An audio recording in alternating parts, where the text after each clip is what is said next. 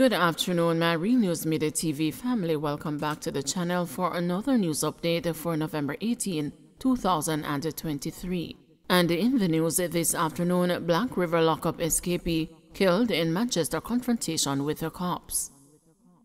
One of 8 inmates who escaped during a jailbreak on June 19 at the Black River police station lockup in St. Elizabeth was fatally shot during a confrontation with the police in Downs, Manchester on Saturday morning. Residents named the deceased as Dean Simpson, a resident of Turnatop in St. Elizabeth. He was in custody for robbery with aggravation. Senior police sources said Simpson is also suspected to have been involved in several armed robberies and murders committed in Manchester in recent weeks. Residents of Downs say Simpson was a known troublemaker in the community. "At least we can have some peace of mind going into Christmas," a resident said. A police source said about 1 a.m. there was a confrontation between Simpson and the police near a nightclub reportedly held up by Simpson. Police responded and Simpson reportedly opened fire. The gunfire was returned and he was hit. A firearm was seized. He was pronounced dead at hospital. In recent months, 2 other escapees were recaptured. They are Richard Brown and Kenneth Stewart. Another escapee, Alric Hutchinson, was found dead in September. Those remaining at large are 31-year-old Oral Cole from Comfort Hall, Manchester, 34-year-old Anward Hides from Maroon Town, and 25-year-old Javon Sims from Copperwood, both in St. James, and Demar Williams from Gravel Heights in Spanish Town, St. Catherine. Electrician charged following cocaine seizure. A Manchester man has been arrested and charged following the seizure of more than $10 million worth of cocaine in Old Harbour, St. Catherine on Thursday. 36-year-old electrician Andrew Walcott of Clarkstown is charged with possession of cocaine, dealing in cocaine, trafficking cocaine, and possession of criminal property. The police say about 2:30 p.m. on Thursday, narcotics detectives, supported by the St. Catherine South Police, carried out an anti-narcotics operation at the West Street Cottage Complex in Old Harbour, where a Nissan motor car was intercepted. The driver, Walcott, was the only occupant. The vehicle was searched and 2 rectangular parcels containing a white solid substance resembling cocaine reportedly found. Cash totaling $10,000 was also reportedly found. The vehicle, cash, and the drugs were seized and Walcott taken into custody. Walcott was later charged. Portland residents marooned in St. Thomas walk home after spending night in their cars. Some Portland residents who spent the night in their vehicles after being trapped by floodwaters in Golden Grove, St. Thomas, decided to head home on foot on Friday afternoon as the rain subsided. Though dangerous and with residents saying the water is infested with crocodiles, the individuals say they were more willing to take that risk than spend another night in their cars. Verona Reed is visiting Jamaica for her yearly vacation and was coming from the airport to go home in Mansion Hill in Portland when she became marooned in the rural town. Describing the night as uncomfortable with no food and very little rest, she said she was determined to go home. "I have to walk through this water. I don't even know my way. I have to pay somebody now to get me through and call somebody from the other side to get me a taxi or something, because I am not prepared to stay another night," she said.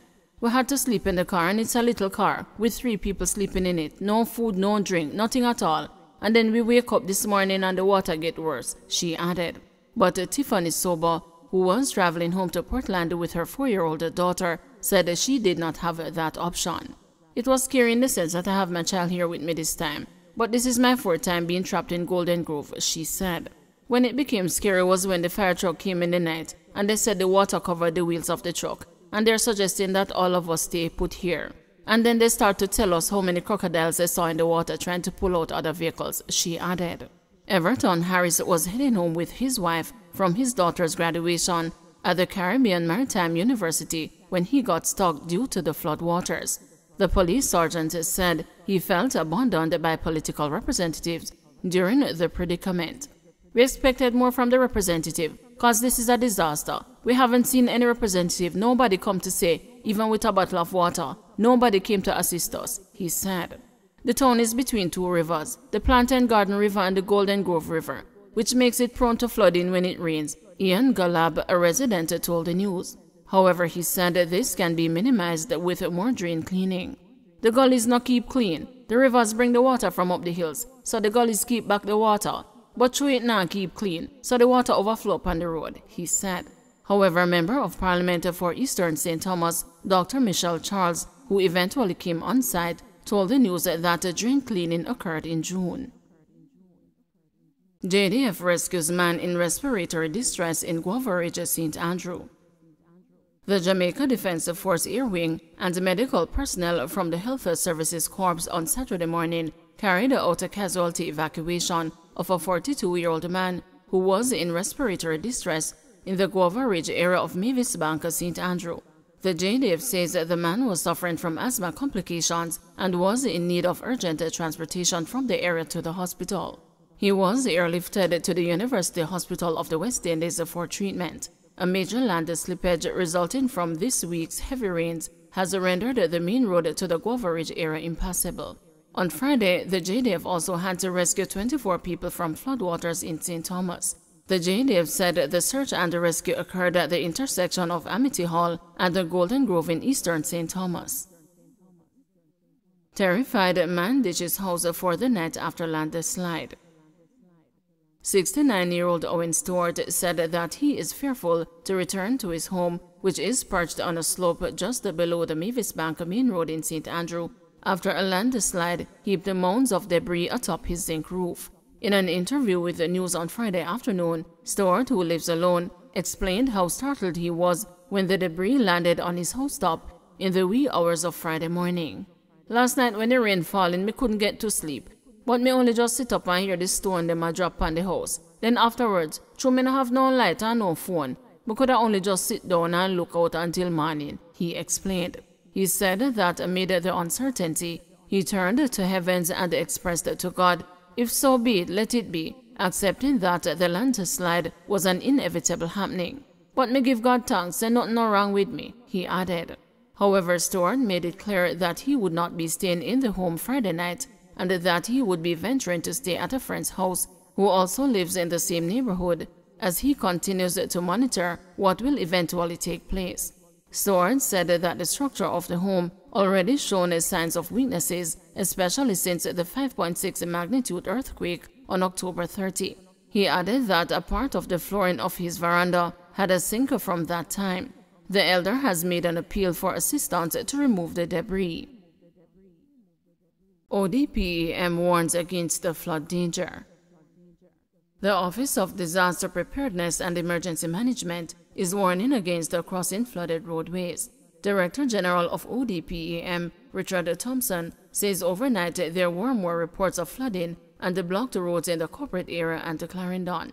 Mr. Thompson is therefore urging that all necessary precautions be taken to ensure personal safety, stressing that it is only in dire circumstances, such as where you have to get someone to the hospital, that anyone should be venturing out. His caution extends to drivers of larger vehicles such as SUVs, overestimate the capacity of their vehicles to withstand severe flooding. Running water sometimes carry a high velocity. 1 foot of water can wash away a car. Apart from flooding, landslides can pose dangers to persons as well, so we are saying avoid the areas that are known for land slippages, he added. He added that the Bogwalk Gorge remains closed. ODPEM continues to monitor the effects of the torrential rainfall so it can respond effectively to emergencies, according to Mr. Thompson, who also asserted that the agency's response systems are adequately prepared. He said an elderly woman had to be rescued from rising waters in St. Thomas.